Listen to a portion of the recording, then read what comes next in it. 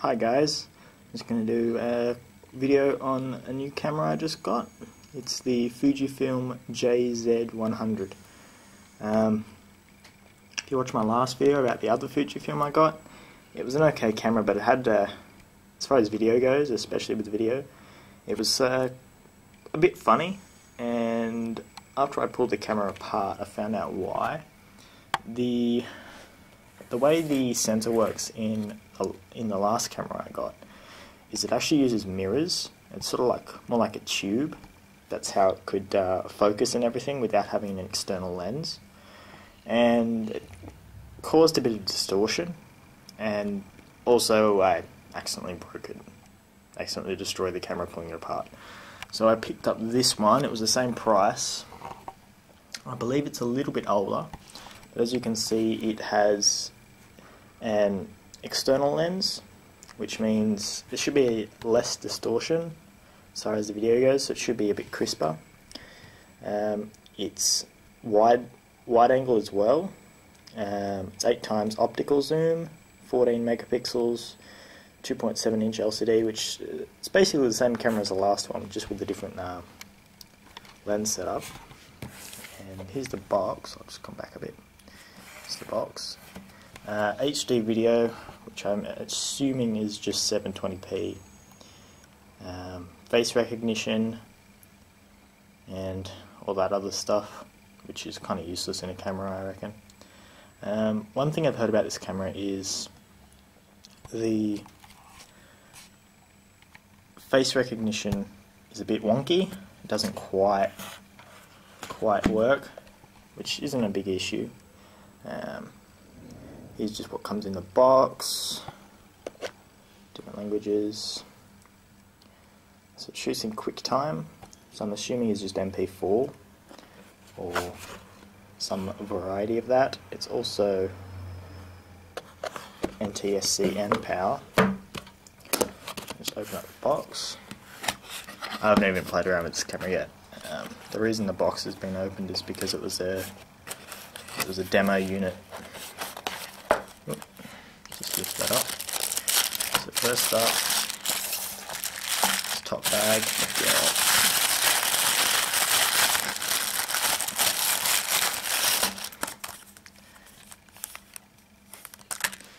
Just the CD. I'll probably never use that. Got these boxes of set up CDs lying around and various different things. Safety notes. I don't know how a camera could kill you, but more safety notes. This is the English one. How to set up your camera. Step 1. Purchase camera. If anyone's interested in that, if you've lost yours or have any desire to have this guy printed out. What else we got here? We've got warranty booklet. I may or may not need that. And then cross back to the box here. We've got, oh, that's nice. Got a figure 8 lead, or IC8 I think is the correct name for it. Basically it's the same as the laptop one, just without the ground, the earth. We've got here, we've got the charger, which, what I liked about the other one was it had direct DC input, whereas this one requires an external charger, which is both good and bad. Good if you have multiple batteries. As we can see here, USB cable has the same connector, which is not micro USB. A lot of people think they're micro USB and mixed up. Standard lanyard. Here's the battery, and looks like it's the same. Looks like it's actually the same battery that came with the last one, so not a spare battery now. Nice underneath there. Nope. Here's the camera. As I said, sorry, out of frame there.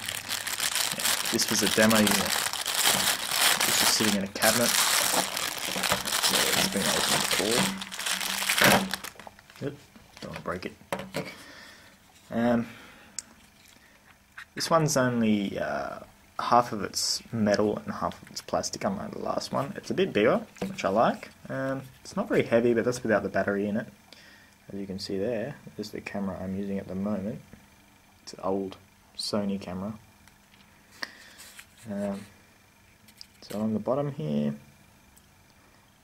looks like it takes SD and the other one, I can't remember what it's called. Here's the battery compartment.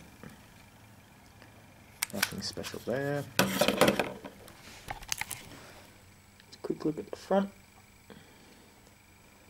HD movie. Cheapo lens.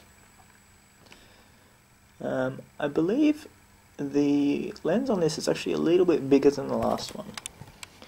But the reason for that would be because it's a full optical lens. It's a full mechanical lens, I mean. There we go. JZ. Pretty simple. And I like with this one how it has an actual power button.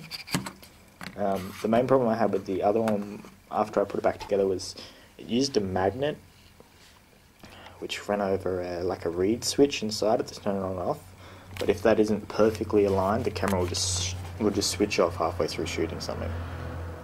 So I think I'm going to have to fiddle around with that old camera and fix it back up and get it in working order and probably, I don't know, sell it or give it away to someone or along the back there. Now the main problem with this one will be the screen. I don't know if you can see that. So it's smudging. It doesn't have a protective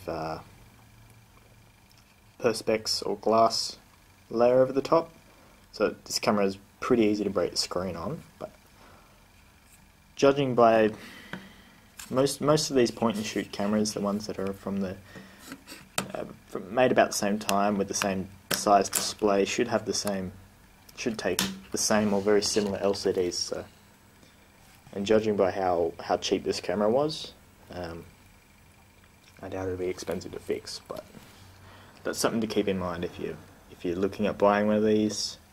I think at the moment they're discontinued. I think they were discontinued last year. So if you're buying like a second-hand one or anything, then just keep that in mind.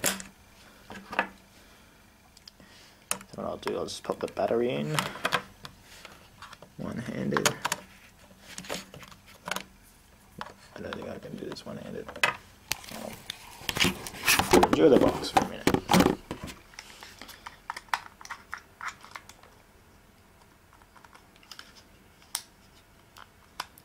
As far as build quality goes, it's a little bit cheaper, but not too bad. There's a power button on the top.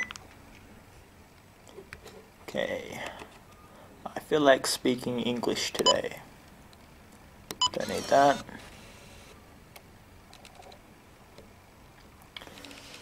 So it's got the same software that that's used on nearly all of their point and shoots, and I believe even some of the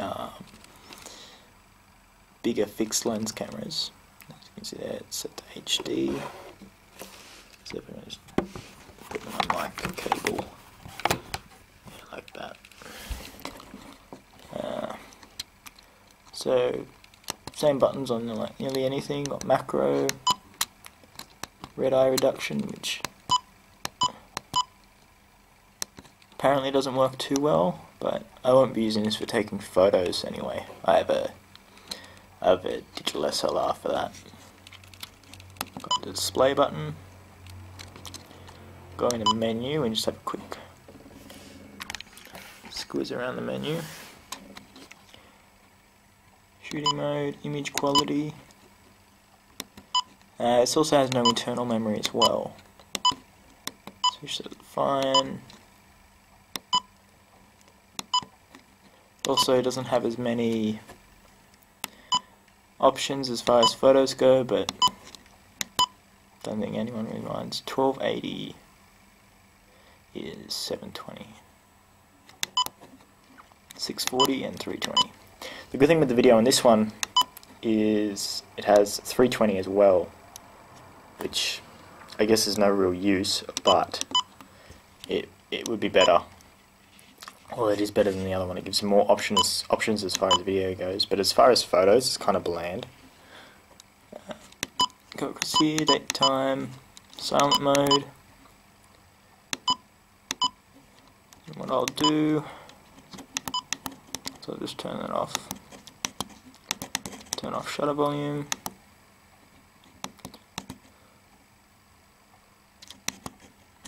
Power save off or on. I think that just dims the LCD when you don't press anything.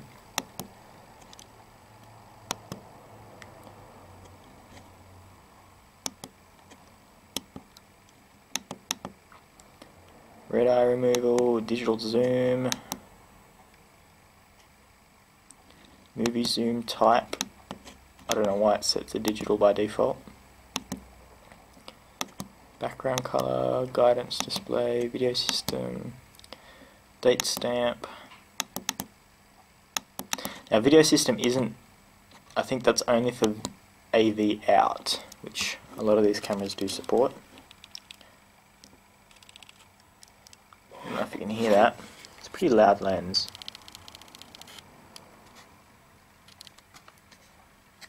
Okay, and also, just quickly, I don't know if you can see that, it's a bit dark.